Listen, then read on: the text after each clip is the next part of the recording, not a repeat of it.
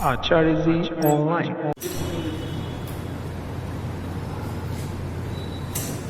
प्रिय भ्राता भगिनीश्य,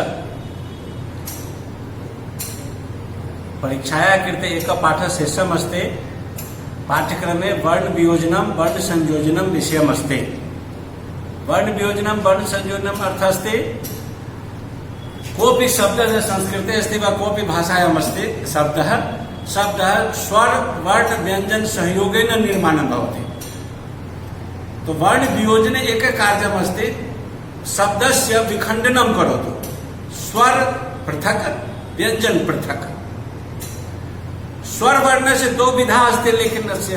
प्रथम विधा अस्ति स्वर वर्ण से नाम लिखतो जहाँ अंकित कल्पना अस्ति।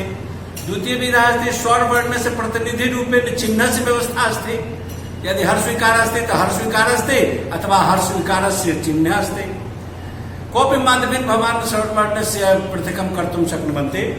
अत्र पश्यतु केचित् शब्दाः सन्ति। प्रथम शब्दः अस्ति संस्कृतम्। अत्र स्वर्वर्णस्य नाम अस्ति। स्वर्वर्णस्य नाम अस्ति।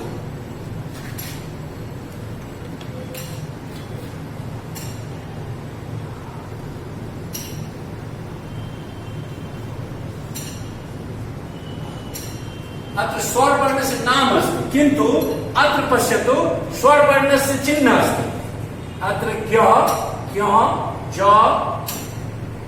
य जोर प्रतिनिधि रूपेण मात्रा अस्ति। अत्र तो भवान् मात्रा रूपेण अपि लिखितुं शक्नुवन्ति वा चिह्न रूपेण लिखितुं शक्नुवन्ति। यथा अत्र पश्यतु सरस्वती त दीर्घिकार अस्ति। अत्र त दीर्घ ई अस्ति, स्वयमेव दीर्घ ई आगच्छति।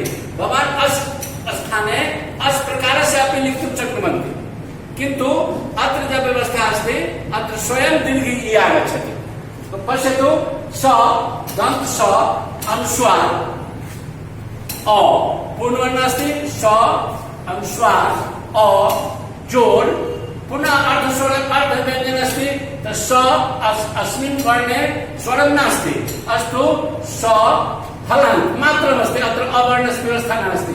पुनः क अस्मिन् वर्णे रि अस्ति। रि साक्षात् आगच्छति। अत्र प्रतिनिधि रूपेण चिह्नम् अस्ति, किन्तु अत्र स्वयमेव रि अस्ति। त हलन्त अस्ति। हलन्त व्यञ्जन वर्णे ध्यानं दातु। व्यञ्जन वर्ण यदा स्वर वर्णात् पृथक् भवति तर्हि व्यञ्जन वर्ण अधः हलन्त व्यवस्था अनिवार्यमस्ति। हलन्त मा विस्मरतु। अत्र त वर्णस्य पृथक् अस्ति अ। अस्तु अत्र त वर्णस्य अधः हलन्तस्य व्यवस्था अस्ति। पुनः म अर्धः अस्ति। अत्र अत्र पश्यतु सरस्वती स हलन्त। पुनः स वर्णे अ अस्ति अ। र हलन्त। र वर्णे अ अस्ति अ। पुनः स अर्ध अस्ति स हलन्त। अत्र व वर्णस्य व्यवस्था अत्र अस्ति। पूर्ण व हलन्त अ त पश्चात् दीर्घी। एतत् अस्ति वियोजनम्। अस्य व्यवस्थायाः नाम अस्ति वियोजनम्। परीक्षायां यदि अस् प्रकारस्य प्रश्नम् आगच्छति वियोजनस्य दृश्यमस्ति तो प्रश्नम् आगच्छति संयोजनं करोतु। यत् अच् प्रकारस्य व्यवस्था अस्ति तर्हि भवतः एतानि वर्णानि योजयित्वा एतत् वर्णं निर्माणं करोतु। एतत् नाम अस्ति संयोजनम्। अत्र वियोजनम् अत्र संयोजनम्। एतत् वर्गशेषम् अस्ति। तो परीक्षायाः कृते यदि कोऽपि काठिन्यम् अस्ति तर्हि पुनः दूरभाष माध्यमेन प्रश्नं प्रष्टुं शक्नुवन्ति सर्वे। परीक्षा के दृष्टि से यदि कोई भी समस्या आपकी हो तो आप हमसे डायरेक्ट नंबर दिया हुआ है, आप नंबर पर पूछ सकते हैं। यहाँ पर आपने समझ लिया कि इस दृश्य को हम वियोजन करते हैं, इसको संयोजन करते हैं। यदि इस प्रकार के वर्ण वियोजन का दृश्य दिया हो तो आपको कहा जाएगा संयोजन करने के लिए। तो इसको जोड़कर आप ऐसा शब्द लिख दीजिए। अगर ऐसा दिया रहे तो ऐसे अलग अलग कर देना है।